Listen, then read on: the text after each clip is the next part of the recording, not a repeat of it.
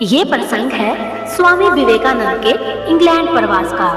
एक विदेशी विद्वान ने स्वामी विवेकानंद जी से हल्के कटाक्ष भरे अंदाज में पूछा, आपके भारतवासी लोग कृष्ण नामक भगवान के पीछे इतने दीवाने क्यों हैं?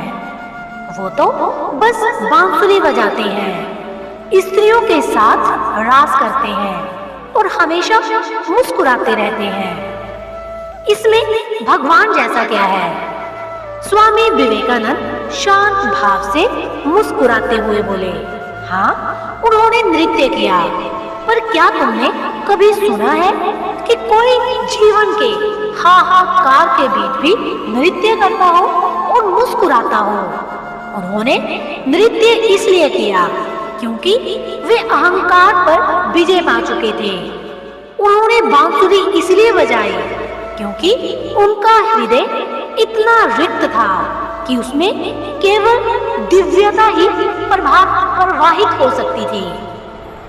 उन्होंने युद्ध भूमि के बीच खड़े होकर भगवत गीता का उपदेश किया, जो मानव जाति को मिली अब तक की सबसे महान आध्यात्मिक शिक्षा है।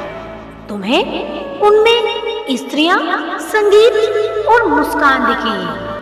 हमें उनमें सत्य, ज्ञान, शक्ति और अनंत प्रेम दिखाई देता है।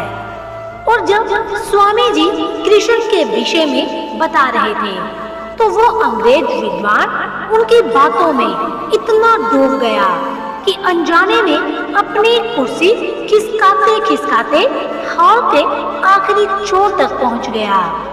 जब वार्ता समाप्त हुई, स्वामी जी ने मुस्कुराकर कहा, जब मैं केवल उनके बारे में बता रहा था, तब ही तुम खींचते खींचते हॉल के अंतिम कोने तक चले आए। सोचो, यदि वे स्वयं तुम्हारे सामने होते तो तुम अपने ही मोह में बंध जाते। यही है कृष्ण का आकर्षण, जिसे शब्दों से नहीं, हृदय से समझा जाता है। कृष्ण केवल रास रचयिता नहीं, वे रथ सारथी भी हैं। वे मोहक हैं, पर मोह में बंधे नहीं।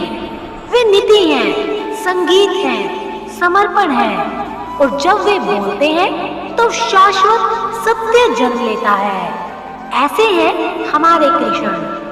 विवेकानंद जी का ये उत्तर सुनकर वो अंग्रेज निरुत्तर हो गया। दोस्तों, स्वामी विवेकानंद एक महान दार्शनिक, संत और वक्ता थे, जिन्होंने अपने ज्ञान से भारत का गौरव बढ़ाया और जिनका जन्म दिवस राष्ट्रीय युवा दिवस के रूप में मनाया जाता है। उनका प्रसिद्ध कथन है, उठो, जागो और तब तक मत रुको जब तक लक्ष्य की प्राप्ति ना हो जाए, जो आज भी युवाओं को प्रेरित करता है। ये थी आज की कहानी। फिर मिलेंगे नई कहानी के साथ। तब तक के लिए अपना ख्याल रखना और ऐसी ही कहानियाँ और रोचक किस्से सुनने के लिए चैनल को सब्सक्राइब और बेल आइकन को प्रेस करना मत भूलना। अगर आपको ये किस्सा पसंद आया हो तो इसे ज्यादा से ज्यादा शेयर करना। आपके किया एक शेयर भी हमारा मनोबल बढ़ाता है।